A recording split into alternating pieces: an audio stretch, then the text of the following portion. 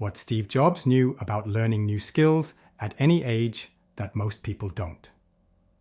Here's something wild. Steve Jobs learned calligraphy in his 40s, and it changed everything about how we use computers today. But there's a bigger lesson here that nobody talks about. Most people think learning gets harder with age, but Jobs discovered something different. When he took that calligraphy class at Reed College, he wasn't some young student. He was already successful, running Apple.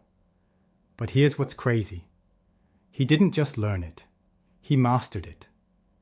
And you know what he said? The dots always connect looking backward.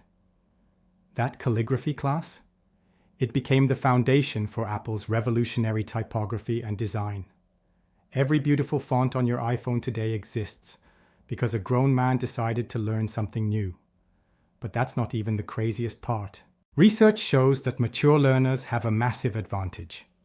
Your brain builds something called cognitive scaffolding. That means you can connect new ideas to decades of experience. Think about it. A 20-year-old might learn faster, but a 40-year-old understands deeper.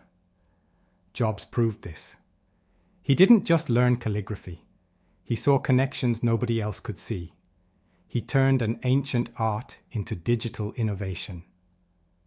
The real question isn't whether you can learn new skills at any age. The question is, what could you create by combining your experience with new knowledge? This isn't about learning fast.